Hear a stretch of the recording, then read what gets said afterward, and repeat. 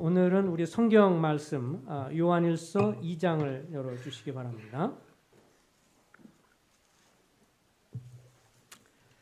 이제 그동안 교회적으로 이제 양육과 연관돼서 이번 주부터 소그룹을 통한 제자 양육에 대한 것들을 다시 오후부터 시작을 하면서 오늘 이 사도 요한을 통해서 성도들의 영적 성장의 세 단계를 한번 살펴보도록 하겠습니다.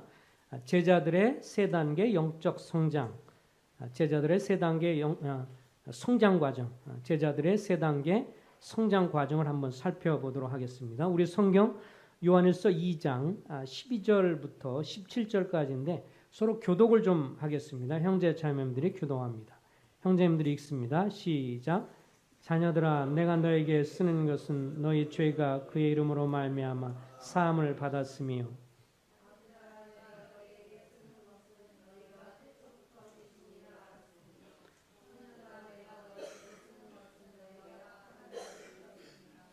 아이들아, 내가 너에게 쓴 것은 너희가 아버지를 알았으며 아비들아, 내가 너에게 쓴 것은 너희가 태초부터 계신 이를 알았으며 청년들아, 내가 너에게 쓴 것은 너희가 강하고 하나님 말씀이 너 안에 거하시며 너희가 흉악한 자를 이겼음이라.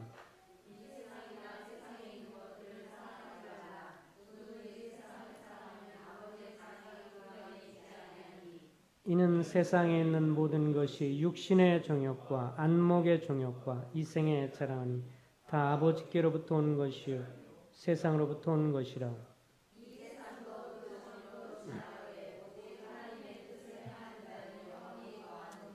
아멘. 주님과 친밀한 교제 가운데 살았던 사도 요한. 전에도 말씀드렸지만 마지막 그 만찬을 주님이 제자들과 할 때도 주의 품에 기대었던 그렇게 주님과 친밀하게 주님의 심장 소리를 들었던 사도 요한. 그리고 정말 그 평상시 이 세상을 살아 있을 때는 그 야고보와 더불어서 아주 불같은 사람이고 정말 불의 사람이고 그래서 어느 지역을 지나갈 때 사람들이 주님을 받아들이지 않으니까 이렇게까지 얘기했죠. 불을 내려서 저들을 멸하면 좋겠습니다라고 할 정도로 아주 불같은 성격의 사람.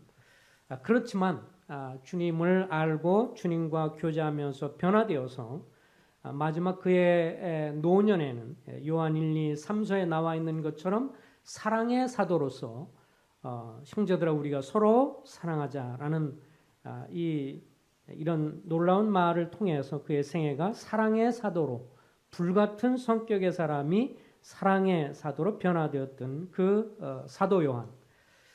그가 요한일서 마지막 물론 이제 요한계시록이 마지막이지만 요한 그 일서에서 그의 노년에 그 믿는 성도들에 대한 이 성장의 과정을 아주 단순하면서도 그러면서 핵심적인 것을 잘 요약을 해주고 있어서 주님을 쫓는 제자로서 구원받은 성도가 주님을 따라가면서 주님의 제자로서 우리가 어떻게 성장해 가야 하는 성장의 단계를 한번 살펴보도록 하겠습니다. 이 사도 요한은 세 단계를 얘기했어요. 초신자인 아이들 단계가 있고요. 그 다음에 청년 단계, 그리고 아비 단계 이렇게 세 부류의 세 단계를 언급을 하고 있습니다. 먼저 초신자 단계인 이 아이들 혹은 자녀들의 특징을 한번 살펴보겠습니다. 12절에 나와 있죠. 자녀들아, 내가 너에게 쓰는 것은 너희 죄가 그의 이름으로 말미암아 사함을 받았으며, 여기서 자녀들아라는 것은 그 아이들, 자녀들, 어린아이를 이야기를 합니다. 그래서 이제 어떤 사람이 구원받게 되면 제일 먼저는 영적 어린아이가 있는 것을 우리는 잘 알고 있죠. 나이가 많든 적든 상관없이 그가 예수 그리스도를 주님으로 영접하고 받아들이게 되면 그때부터 그는 영적 어린아이로 자라게 되는데, 영적인 어린아이의 가장 큰 특징이 뭐예요? 어떤 사람이 구원받았다라고 했을 때 제일 먼저 나타난 특징이 12절에 나와 있습니다. 자녀들아 내가 너에게 쓰는 것은 너희 죄가 그의 이름으로 말미암아 어떻게 됐다고요? 사함을 받았으며 제일 먼저 어떤 사람이 주님을 영접하게 되고 구원받았을 때 그 입술의 고백이 뭐냐면 내가 죄 사함을 받았어요라고 하는 것이죠. 내가 전에는 사단의 그리고 죄의 노예로서 형벌받을 자이고 죄 가운데 있었던 자인데 그거로 인해서 형벌을 받을 자인데 예수 그리스도를 믿음으로 내 죄가 용서를 받았어요 라고 고백하는, 죄 사함을 받았어요 라고 고백하는 것이 가장 첫 번째 특징인 것을 보게 되어집니다. 두 번째는 14절에 나와 있죠. 아이들아, 또 두 번째 아이들이라고 표현합니다. 아이들아 내가 너에게 쓰는 것은 너희가 아버지를 알았으며, 두 번째 어떤 사람이 예수 그리스도를 통해서 초신자가 돼서 구원받으면 먼저는 죄사함에 대한 확신이 있어요. 그죠? 내가 이제 더 이상 형벌을 받지 않는다. 영원한 형벌을 받지 않고 예수 그리스도를 통해서 내가 죄 용서를 받았다 하는 감사가 있고 기쁨이 있습니다. 두 번째는 뭐예요? 이제 14절에 나오는 것처럼 내가 너에게 쓰는 것은 너희가 아버지를 알았으며, 하늘 아버지를 향해서 이제 아버지라고 이렇게 표현을 하는 것입니다. 구원받지 않은 사람은요, 정말 구원받지 않은 사람이 제일 종교생활, 교회도 참석하고 뭐 여러 가지 하지만 구원받지 않은 사람이 가장 할 수 없는 것이 있더라고요. 그게 뭐냐면 기도예요. 물론 이제 뭐 달달달 애워서 시킨다면 모르지만 양심적으로 기도하라고 그럴 때 구원받지 않은 사람의 입속에서는 기도가 나오지 않는 것을 보게 됩니다. 그리고 어떻게 할 줄도 모르고요. 왜냐하면 그가 믿는 하늘 아버지를 향해서 아버지라고 부를 수가 없죠. 그가 태어난 적이 없으니까요.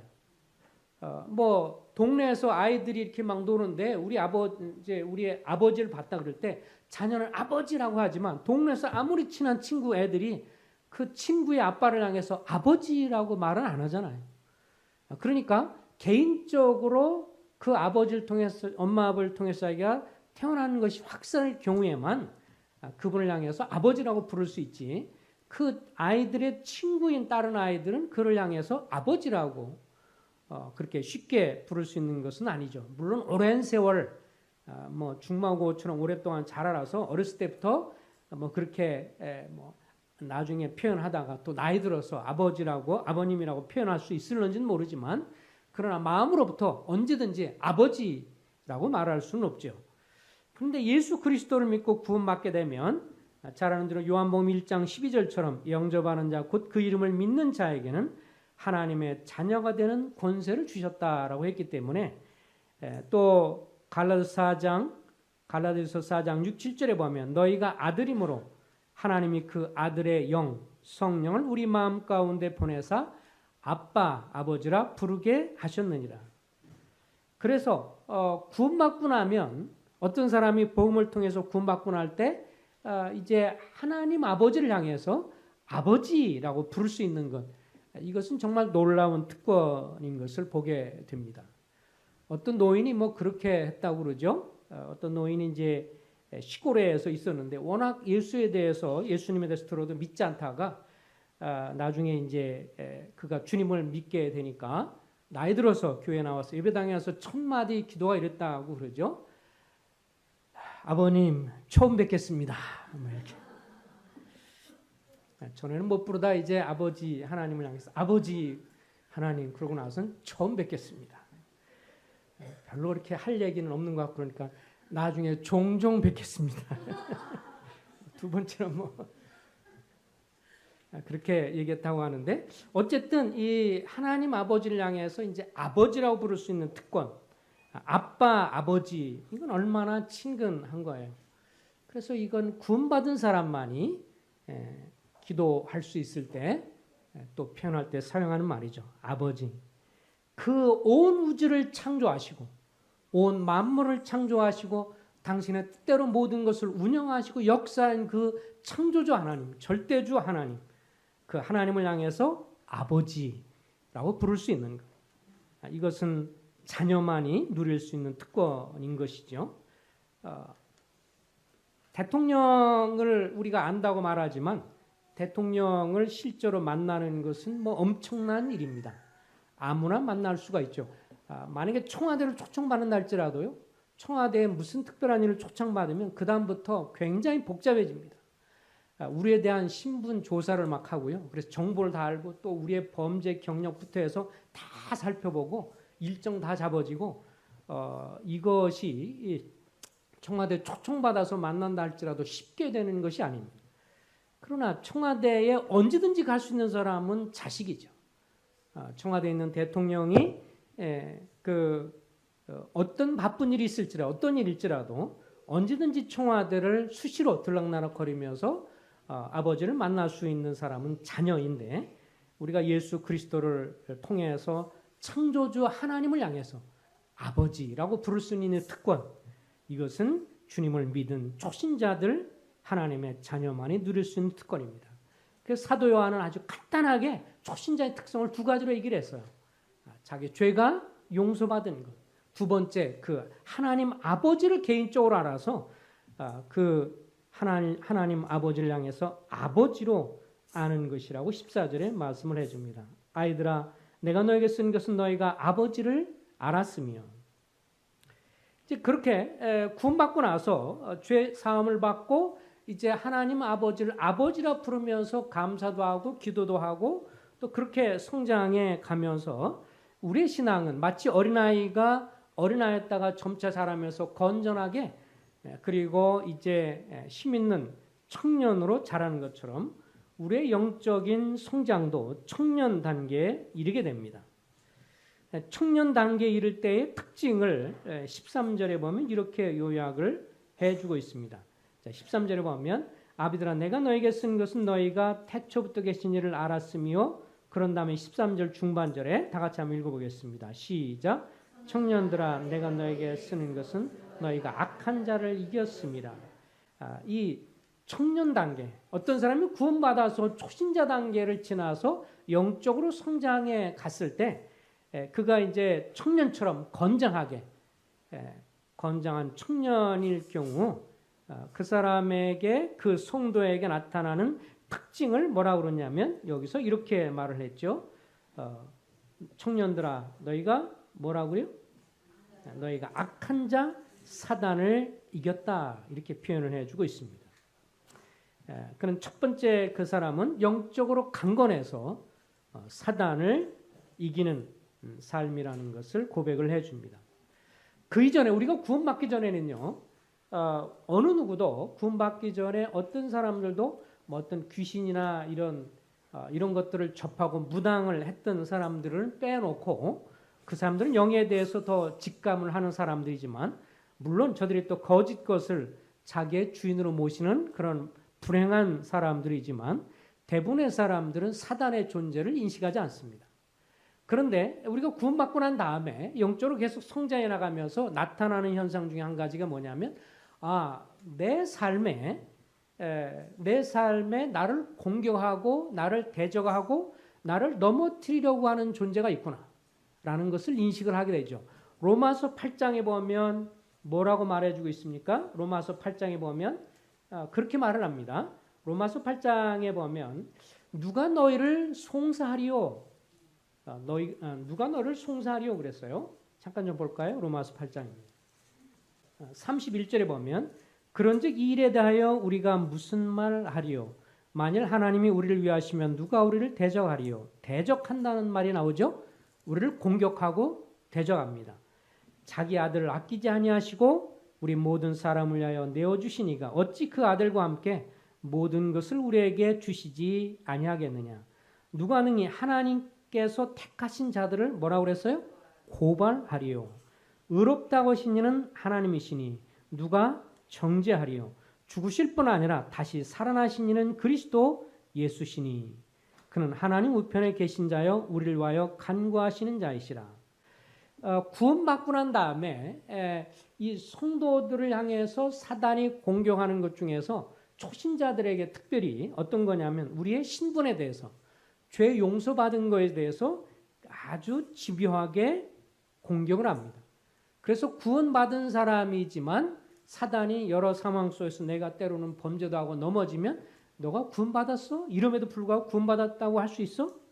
이러면서 우리를 고발을 하고, 또 우리의 연약함과 어떤 연약함 가운데 빠져 있으면 너 구원받았다고 할 수 있어? 그러면서 우리를 송사합니다. 그리고 고발하고요. 계속 정죄하는 거죠. 이 검사가 죄인을 구속하면서 계속해서 검사가 어떻게 해요? 그 어떤 그 피고자를 향해서 이러이런 죄가 있다고 계속해서 지적하는 것처럼 사단은 우리에게 그렇게 고발을 합니다. 내가 구원받았어? 정말 하나님의 자녀야? 이러고도 네가 신앙생활 할 수 있어? 이렇게 살아가면서 교회생활 할 수 있어? 이러면서 우리를 하여금 양심의 담력을 잃어버리도록 계속 고발하고 송사하는 것이 있습니다. 근데 이게 그 다른 사람이 하기보다 주로 어떻게 해요? 자기 스스로 그런 생각들이 침투를 해오면서 자꾸 스스로 정죄감에 빠질 때가 있습니다. 자, 이때부터 이제 뭐를 보여주는 거죠? 사단의 공격이 시작이 되는 것입니다.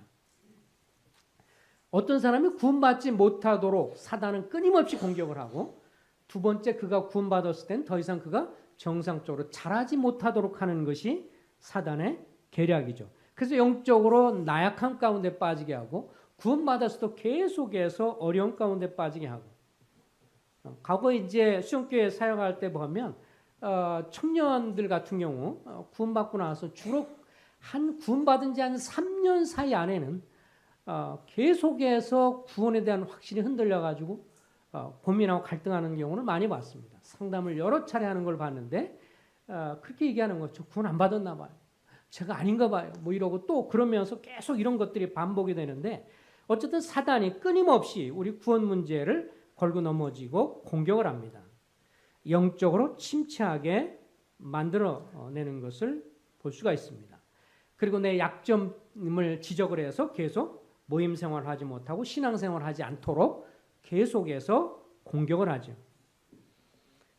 세상의 유혹들도 끊임없이 옵니다. 그래서 바로 뒤에 이렇게 나오잖아요. 15절에 이 세상이나 세상에 있는 것들을 사랑하지 말라. 누구든지 세상을 사랑하면 아버지의 사랑이 그 안에 있지 아니하니. 이 세상에 있는 모든 것이 딱 세 가지로 이 세상의 유혹이라든 이런 것은 요약이 될 수 있어요. 육신의 정욕. 뭐예요?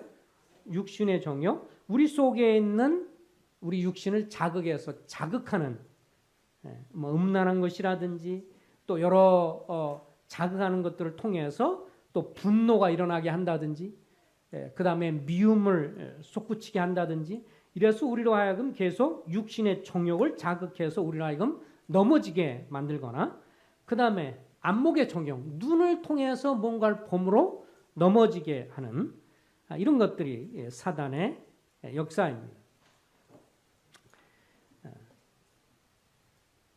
특별히 남자들은 이제 보는 것이 약하니까요. 그래서 어떤 사람이 과거에 그렇게 얘기를 하더라고요. 젊은 애가 이제 그런다 그러죠. 나를 위해 살고 뭐 애국하자 그러다 딱 지나가다가 아주 살랑살랑거리는 이쁜 여자가 보면 슥 지나가는데 약간 몸에서 약간 그 피부가 보였다. 그러면 지금까지 애국하다 딱 지난 다음에 다 잊어버린다 그러더라고요. 그러니까 이 눈에 보는 거에 따라서 확 바뀌는 것이 이제 이 남자 유혹이, 남자는 보는 것에 약하고 여자는 이제 분위기에 보통 약하다라고 말하는데, 사단이 어쨌든 여기에 공격하는 요소들이 육신의 정욕, 안목의 정욕. 그래서 남자들은 계속 무엇을 볼 것인가에 계속 조심하지 않으면 계속 사단의 세상의 공격에 따라서 넘어지기가 쉽습니다. 이생의 자랑, 그 다음에 자랑거리들이 계속 있는 거죠. 이 세상의 것들을 자꾸 자랑하도록 부추겨서 그래서 이 세상 사람들 보면 주로 자랑하는 맛으로 사는 것을 보게 되어지죠. 그래서 이 모든 것이 다 아버지께로 오는 것이 아니요 세상으로부터 오는 것이다. 사단이 우리에게 이렇게 핍박 그리고 유혹 이런 걸 통해서 계속 공격할 때 영적으로 장성한 사람, 영적으로 성장한 청년은 특징이 뭐냐면 어떻다고 그랬어요? 강하다.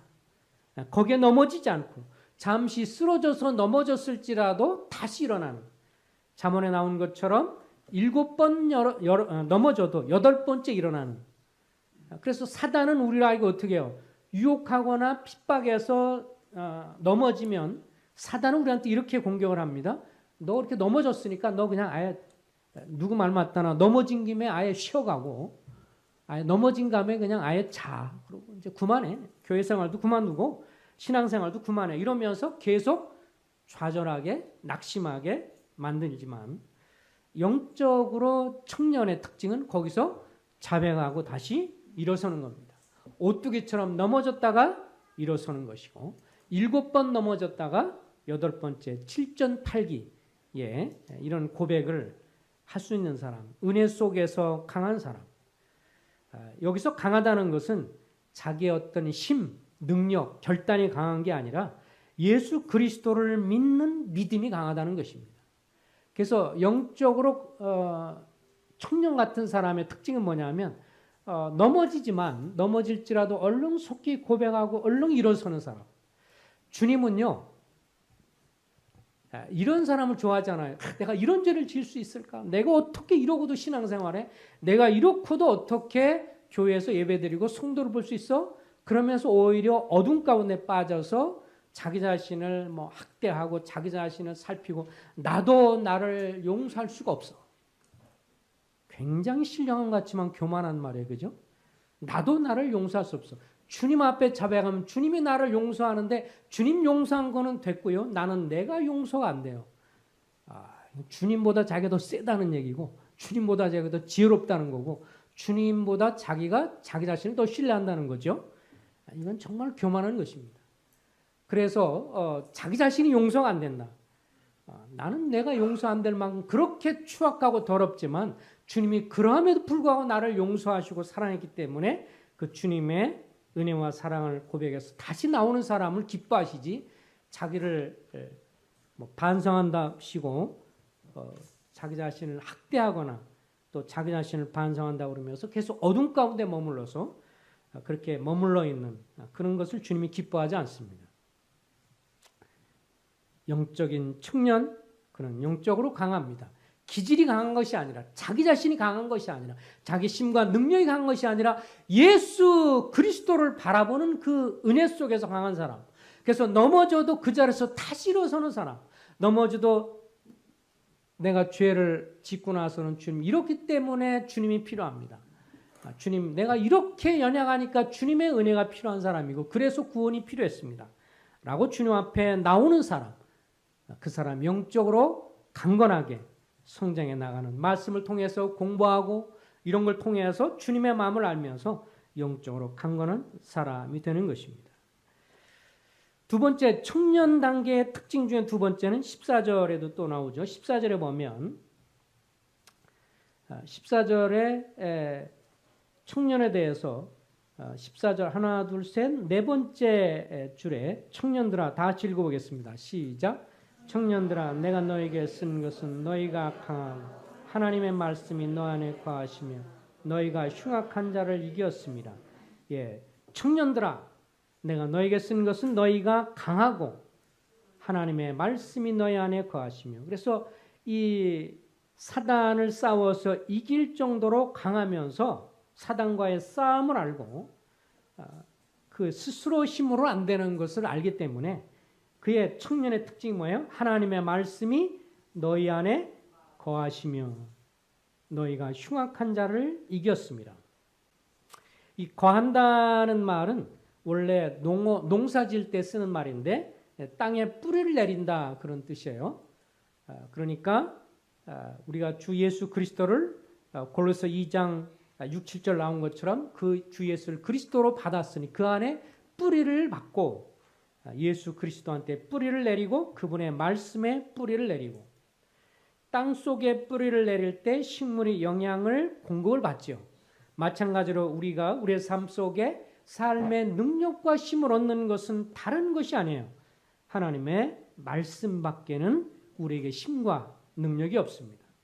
세상의 이론 그리고 세상의 소식들 그리고 세상의 철학 일시적으로 만족은 주지만 우리에게 힘과 은혜와 능력은 주지 못합니다. 세상의 철학이라고 하는 것은 일시적으로 힘을 줄 수 있어요. 세상의 심리학자가 쓴 책 중에서 몇 년 전에 유명한 책이 있었어요.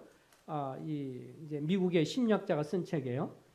그리고 그러면서 많은 사람들이 읽어서 일종의 베스트셀러 중에 하나인 책이 하나 있어요.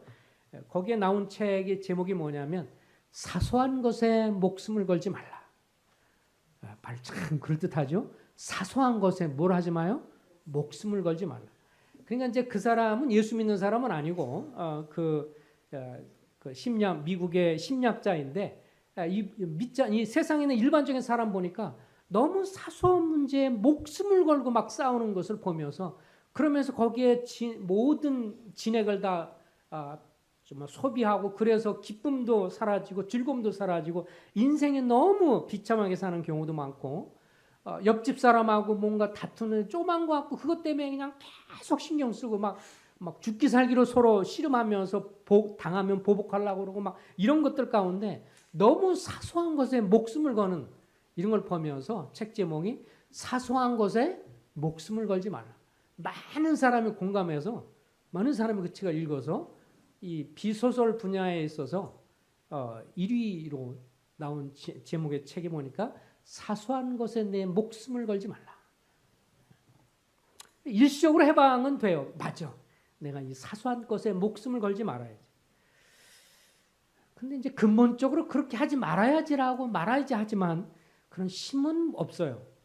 하나님의 말씀이 우리 속에 들어와야 힘이 있고 아무것도 염려하지 말고 모든 일에 기도와 간구로 너의 구할 것을 감사함으로 하나님께 아뢰라. 그래서 내 근심 걱정을 주님께 던져드리고 주님 앞에 의뢰하고 아래에서 주님 안에 쉴 때 안식이 있지. 그러고 나서 사소한 것은 벗어드릴 수 있지.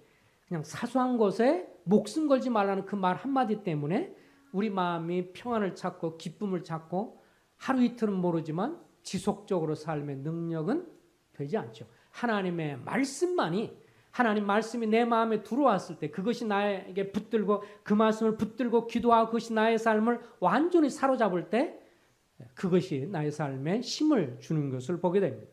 다 성도님도 그런 경험하죠. 저 개인적으로도 굉장히 침체했을 때 어느 날 이 이사야서 54장에 내 아들아 사는 변하고 사는 변할지라도 내가 너와 함께하고 내가 너를 버리지 않고 인자함이 있으면 내 청년의 수치를 잊어버릴 것이고 내가 너를 불렀으므로 버리지 않으리라. 그 말씀을 붙들고 어느 날 제가 낙심되었을 때 그 말씀을 통해서 그 후로 거의 1년 동안은 저에게 그 말씀이 살아서 저를 다시 힘들고 낙심돼서 다시 일어서게 하는 데 있어서 정말 그 어떤 것보다 힘이 있었던 것을 경험합니다. 언제든지 그 말씀 붙들면 다시 일어나고요.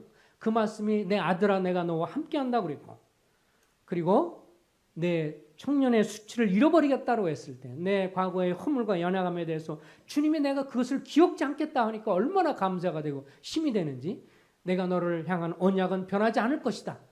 그러면서 소망을 주시는 것을 볼 때 그런 말씀이 저에게 힘을 주고 능력을 주고 다시 일어서게 하고 이것은 그냥 하루 이틀이 아니에요. 아까 말한 것처럼 거의 1년 가까이 계속 지금도 이사야서 읽다 그 구절 보면 다시 제 마음이 뜨거워져요.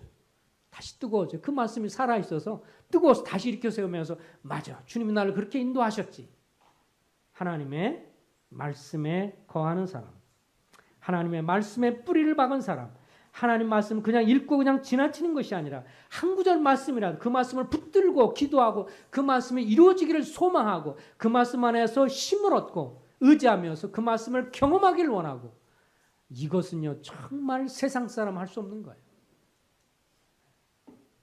그래서 과거에 하나님의 사람들, 믿음의 사람들이 이 말씀을 그렇게 붙들었던 것을 보게 됩니다. 요한일서 2장 앞부분도 잠깐 보면 3절에 비슷한 말씀이 또 있습니다. 요한일서 2장 3절에 보면 우리가 그의 계명을 지키면 하나님의 계명을 지키면 이로써 우리가 그를 아는 줄 알 것이요 그를 아노라 하고 그의 계명을 지키지 아니하면 그의 계명을 지키지 아니하는 자는 거짓말하는 자요 진리가 그 속에 있지 아니하되 5절 누구든지 그의 말씀을 지키는 자는 하나님의 사랑이 참으로 그 속에 온전히 되었나니 이로써 우리가 그 안에 있는 줄을 아노라. 여기에 누구든지 그의 말씀을 뭐라고 그랬어요? 지키는 자는 지키는 자의 의미는 뭐라고요? 순종하는 자요. 영어 성경은 obey obey, obeys. 그래서 순종하다는 뜻을 가지고 있어요.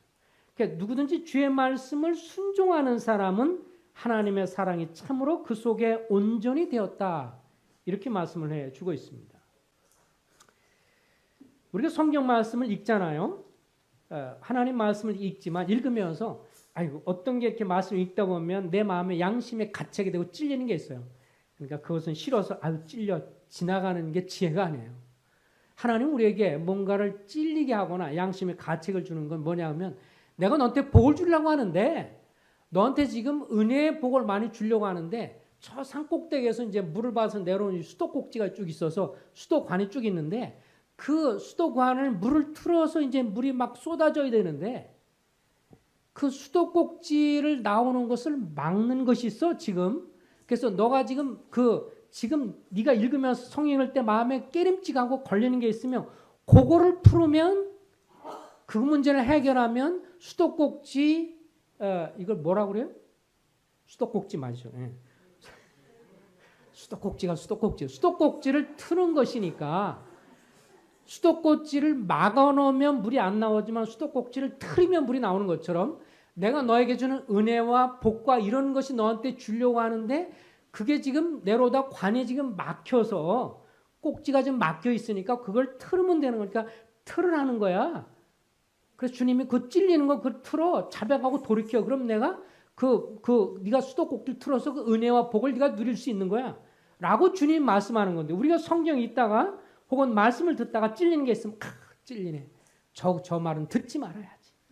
내 양심이 깨림직하네. 싫은 성경 읽다가 그 구절 하면 또 그 구절에 살짝 베껴가고 이거는요 우리한테 뭐를 보여주는 거야? 아까 말한 것처럼 주님이 저 꼭대기 그냥 저수지 물이 풍성한데 그걸 이렇게 물을 받아서 쓰려고 하는데 과거에 이제 어느 선교하는 이제 선배 분이 저쪽 태국의 이 산족들한테 전도를 하게 되는데 그분이 이제 그런 이야기를 했어요. 그 지역을 하는데 이 사람들은 물을 섞는 사람은 물귀신을 굉장히 두려워하는 사람. 이 산족들은 좀 그래요. 그래서 이 불교를 믿는 그 토종 불교족. 그래서 미얀마나 태국이나 그다음에 캄보디아 특별히 이제 이 그 미얀마, 태국 그리고 그 위에 라오스가 생각이 안 나. 이 사람들은 이제 다 같은 불교 문화권인데 원래 지금 이렇게 나눠 있지만 원래 그들 산으로 보면요 그냥 다 산이에요. 산을 통해서 나눠지기 때문에 이 사람들이 부족은 다 똑같아요. 그래서 이쪽 태국의 몽족은 저쪽에 이 미얀마에도 몽족이고요. 같은 족은 자기들끼리 통해요. 몽족 사람들이 우리하고 너무 달랐어요. 다른 게 아니라 너무 같아요. 몽족 사람을 만나는데 시골 사람들이 그 사람 뭐 하냐면 백숙을 해. 미얀마를 가서 산에 갔는데 그 위에 있는 사람이 음식 대접한다고 말씀 전하니까 음식 대접할 거는데 뭘 해주냐면 고기를 백숙을 삶아온 거예요. 손님을 대접하는 귀한 것입니다. 야 우리도 백숙 하는데 그러니까 이 사람들이 백숙을 그렇게 그대로 삶아서 하는 걸 하더라고요. 그 다음에 나중에 똑같은 거 봤는데 이 사람들이 뭐냐면 떡을 또 만들어. 인절미라고 그러죠. 이렇게 떡 빠서 하는 거 그걸 똑같이 하더라고. 생긴 것도 우리하고 너무 똑같이 생겼어. 와 그래서 우리도 몽족 사람인가? 그래서 저는 이제 그런 생각했어요. 그 산족 사람들 만나면 저도 한국 사람 저도 산족입니다. 왜 그러냐? 산이 있으면 편합니다. 산족이다. 한국 사람은 대부분이 산이 있으니까 산을 과하면 이제 편하잖아요. 어쨌든 간에 그런 사람들이 보는데 이제 그 한 부족은 어떤 부족이냐면 이 사람들이 물귀신을 두려워하는 거예요. 그래서 자기 부족 마을에서 아주 가까운데 물이 철철철 흐르고 있는데 이 사람들이 물이 너무 무서워가지고 그 물을 끌어들이질 못하고요. 그 물을 해석하는 거를 두려워서 물가를 못 가. 그래 가서 이 성경하는 사람이 복음 전하고 막 그러는데 나중에 이 사람들이 이제 복음을 들으면서 물 귀신보다 성경에서 말하는 하나님 그 신이 더 크신 분이구나. 그래서 그 예수님을 믿게 되고 나중에 그것을 받아들이니까 난 선교하는 분들이 그거를 또랑을 이렇게 해서 거기에 그 물을 끓여서 들어오니까 그 물을 끌어들일 수 있어요. 그래서 그 사람들이 아주 풍요롭게 물을 먹을 수 있었는데 그전에 어떻게 하느냐? 몇 시간 동안 저 밑에 내려가서 한 두세 시간 내려가가지고 여기 다 여자들마다 웅덩이 같은 하나 여기 항아리 들고 가서 물 퍼가지고 오고 하루에 2-3번 동안 그거 하는 게 맨날 일이야.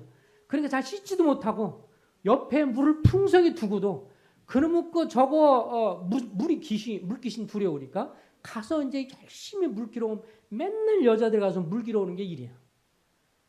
근데 이제 주님 알게 되니까 그 물을 가져와서 끌어들이니까 물이 철철 넘치니까 얼마나 행복해요. 마음대로 먹고 씻고 해결할 수 있으니까요. 하나님이 우리가 말씀을 읽을 때 뭔가 찔림이 되고 괴로움이 되고 불편하면 딱 그걸 그렇게 생각하시길 바랍니다. 어떻다고요? 그게 막혔어. 그것 좀 뚫어서 너 복을 좀 누려. 라고 하는 하나님의 사랑의 메시지라는 것을 받아들이기 바랍니다. 아멘이에요? 또 이 구절은 또 껄쩍지근하네. 이래가 또 피하지 마시고. 어쨌든 말씀 읽다가 성령 듣다가 뭔가 찔리거나 괴로우면 피하지 마십시오. 오히려 그것을 주님 앞에 자백하시고 그 말씀에 순종하면 오늘 말씀이 뭐라고 그랬어요? 너희가 내 말에 계명에 거하면 순종하면 주님이 함께 하시는 것을 알고 주님 안에 거한다고 말씀을 해 주고 있기 때문에 우리가 주님을 경험해 나가는 삶, 영적으로 장성하면서 영적인 청년의 삶이 뭐냐? 그 중에 하나 하나님의 말씀을 순종함으로 인해서 그 복을 누리는 사람이에요. 그래서 성경 말씀이 단순히 그냥 봐야 하는데 지겨워 죽겠는데 봐야 하는데 못 보고 그래서 봐야 한다는 걸 알지만 이게 잘 안 돼가지고 내미뒀다가 일주일 동안 먼지가 생기니까 후딱 껴이네요. 주일날 가기 전에 털어. 그래서 그런 분 읽어서 후딱 껴이라고 그래. 탁탁. 보기는 봐야 돼. 봐야 된다는 말을 수도 없이 들어. 그런데 부담스럽고 싫어. 이러면요. 아직 영적 청년이 아닙니다. 말씀을 거하면서 그 복이 뭔지 이것을 경험한 사람은요. 보라고 말하고 뭐 보라 안 보라 이런 말을 안 해도 자기가 그 말씀 안에서 능력을 경험하고 말씀이 사실인 것을 경험하고 그 말씀을 순종할 때 복을 경험하니까 누가 봐라 안 봐라 말 안 해도 계속 말씀 읽고 싶고 보고 싶고 그것을 또 알고 싶어 해요. 그 사람은 영적으로 적어도 뭐예요? 어린아이 단계를 넘어서 이제 청년의 단계로 영적으로 강건하면서 청년의 단계로 나가면서 흉악한 자 사단과의 싸움을 싸우는 사람이요.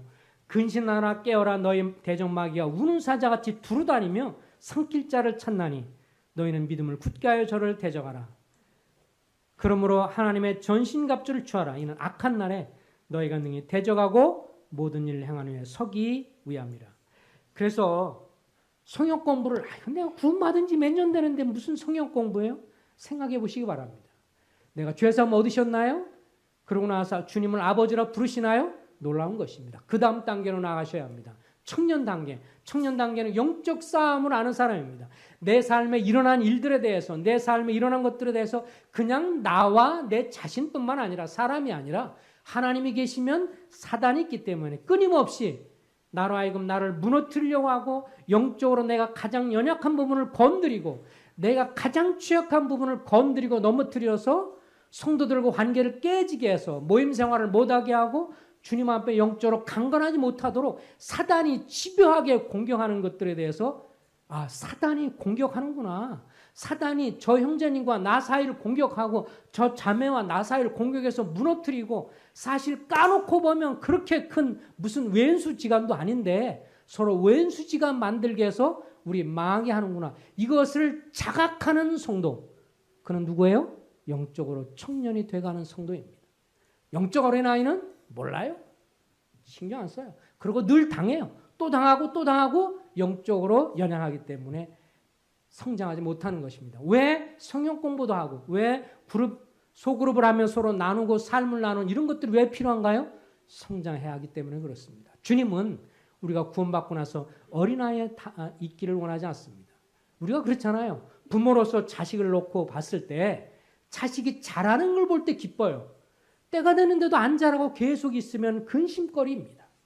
부모에게 있어서 자식 잘 자라지 않으면 정말 근심인 것처럼 아버지 하나님이 여러분과 나를 보실 때 구원받은 세월이 1년, 10년, 50, 30년, 40년 지나는데도 아직도 어린아이라면 주님이 근심하시는 겁니다. 우리가 성장하기 위해서 서로 교회 안에서 교제하고 또 말씀으로 서로 교제하고 삶을 나누고 소그룹을 통해서 주일날 오후에 같이 모여서 교제하며 삶을 나누고 지나가면서 우리가 난 이렇게 살고 난 이렇게 살고 말씀 앞에 자기 자신을 비추는 서로의 삶을 나누는 이런 교제를 통해서 서로가 철이철을 날카리 하는 것처럼 우리의 삶을 키우는 데 있어서 왜 성역 공부와 교제가 필요합니까? 이걸 통해서 우리의 믿음을 자극하고 계속 성장하도록 영적인 삶을 자각하도록 그러면서 우리가 계속 청년의 삶으로 나아가도록 다음에 이어서 아비의 단계를 살펴보도록 하겠습니다. 기도하겠습니다.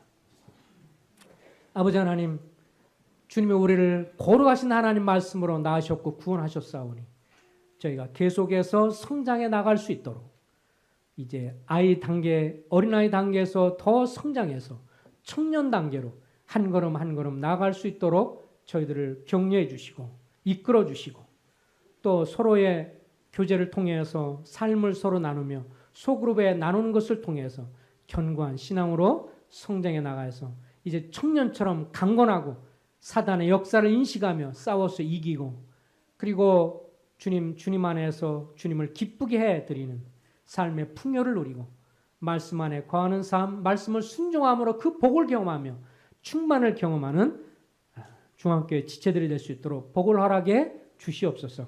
예수 그리스도의 이름으로 의탁하며 기도했습니다. 아멘.